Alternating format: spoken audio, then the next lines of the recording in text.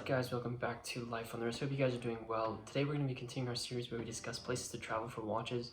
We've done a couple episodes of this series. It's been a lot of fun discovering places around the world that you can travel to and experience watches. We've discussed places like Le Loc. We've also done places like Las Hütte in Germany. You can probably see those videos in the side panel where the suggested videos are, but we also have a playlist where we have all of our places to travel for watches episodes. Today we are going to be talking about a place that's a little bit different than the ones that we've discussed previously, and that is the Isle of Man. For those of you who aren't really who don't know a lot about the Isle of Man, we're going to give you some information about the country itself, and then obviously what you can do there for watches. I think this is a really good place to travel if you ever get the opportunity to, both from a travel perspective, because not a lot of people have been there, but also from a watch perspective, because there's a lot of great watchmaking that goes on there. But before we get into this video, be sure to subscribe to the channel if you like these types of videos, or you've been watching our videos and you just aren't subscribed, as well as hit that subscribe button for us, or hit the like button for us. That really does help out these videos. So just to give you a little bit of background about the Isle of Man. So the Isle of Man is a self-governing British dependency. It's actually located between the islands of Great Britain and Ireland. It's been under English control since 1399. So obviously a lot of people who are from the UK have lived there, and a lot of times you can go visit there if you are close enough. The actual island itself is 572 square kilometers of land, so relatively small area, but it's extremely picturesque and beautiful. The population is about 84,000 individuals who live on the Isle of Man, so relatively small, probably the size of a little small city within whatever country you actually live in, unless you live in some major city like New York or California or San Francisco or London or some other place where the populations are a lot larger. The first inhabitants of the Isle of Man were actually hunter-gatherers and fishermen, so similar inhabitants as a lot of other places around the world. And like I said, it's extremely picturesque. You got these really beautiful flowing hills on the island, as well as beautiful views of the sea. You can also see a lot of historical sites where the first settlers created their villages, and there's a lot of ruins that you can actually go and see. The economy of the Isle of Man is actually quite interesting. This is an interesting part of my research.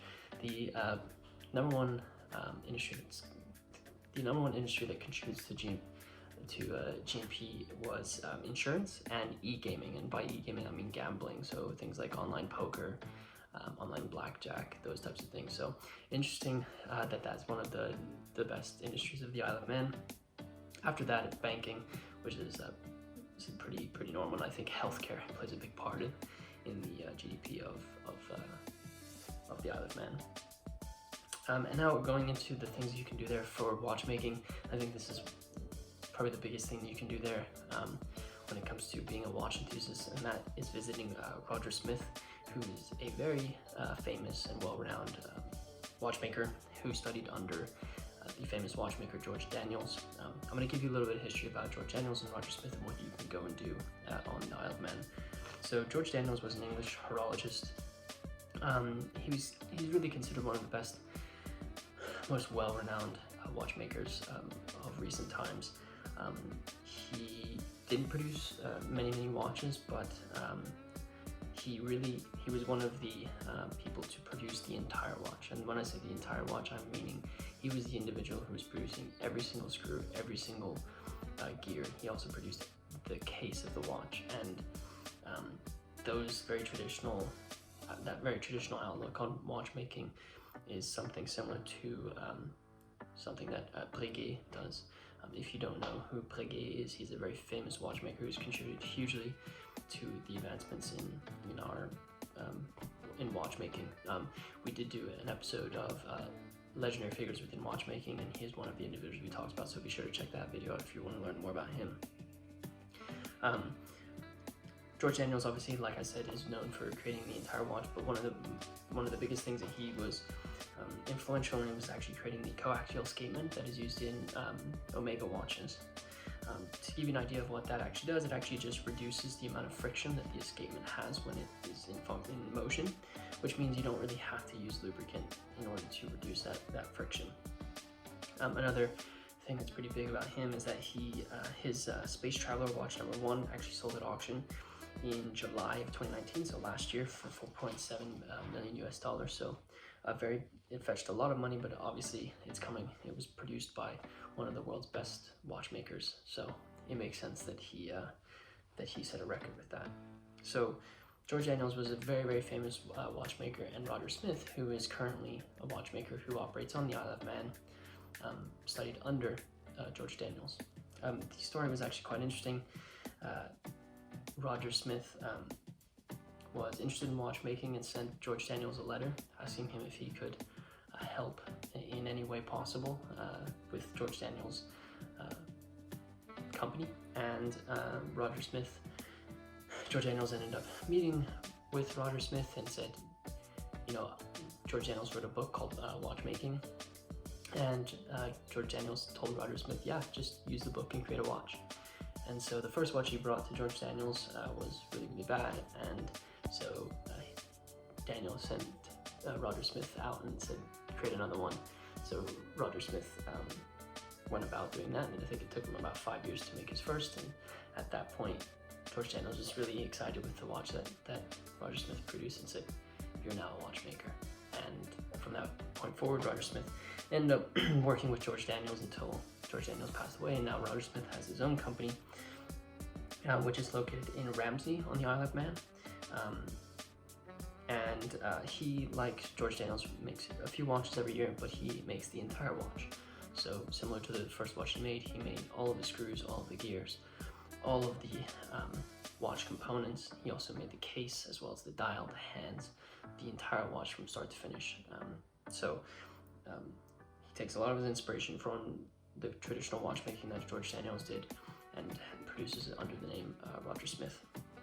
They have recently expanded their workshop, and Roger Smith currently has 8 watchmakers, and he used to produce around 10 watches every year, and now he's pushed that up to about 13 or 14 watches every year. So it's definitely an exclusive, very, very difficult brand to get your hands on. Roger Smith is, I think, the true definition of an independent watchmaker. But they really are beautiful, very, very traditional in the way that they look, and you can tell that there's a lot of attention to detail when it comes to the finish on every single component of the watch, whether that's the movement, but also the dials, which is obviously the first thing that you're going to notice. So what can you do on the Isle of Man? My biggest suggestion would be to go and visit the Roger Smith workshop. This not only gives you some insight into the way in which manufacturing occurs for Roger Smith, and you can really see how every single piece of a watch is brought together and created, and then obviously harmonized into one beautiful ticking timepiece. That you can see the time and care that each watchmaker puts into creating those watches. So that's the first thing. You can see these beautiful pieces come to life, but also you can see historically, in my opinion, probably one of the best watchmakers currently living. Roger Smith is considered one of the best, and being able to interact with that individual, I think, really puts a stamp in your watch journey, because a lot of the times when you think about, let's just take basketball as an example. If you're a fan of basketball, you're not going to be able to meet people like LeBron James very easily. They're very, I don't want to say inaccessible, but it's hard to get time with them. But with watchmaking, it seems that they're a little bit more accessible, and I think that's something that's really special about our hobby. So you'll be able to get access to one of the brightest minds of watchmaking today. Also, I think from an historical perspective, obviously Roger Smith has a lot of George Daniels machines and his workbenches, so you can actually see a huge, you can see items that were used by a watchmaker who has contributed an extreme amount to this hobby. So you're getting that history of George Daniels, but you're also getting the history of Roger Smith. Like I said, their type of watchmaking is very similar to that of Breguet and I think if you're using those types of icons to be the individuals who you're going to make your watches after, you're definitely going to be stamping yourself in the history books when it comes to horology. So really, the biggest thing you can do in Isle of Man is go and visit Roger Smith. I hope you found this useful. I think this is a cool place that you can end up going and visiting for watchmaking. Not only is it a beautiful place to go, but it's also very significant when it comes to watchmaking. If you guys haven't seen our other episodes of Places to Travel for Watches, be sure to check them out. Like I said, there's a playlist, but you probably can see a couple of them in our side panel. And if you didn't do it in the beginning video, and I say it every single time, be sure to subscribe to the channel and like this video. Smash that like button for George Daniels and Roger Smith, as well as the Isle of Man and all its beauty. And with that said, guys, I hope you enjoyed this video, and until next time.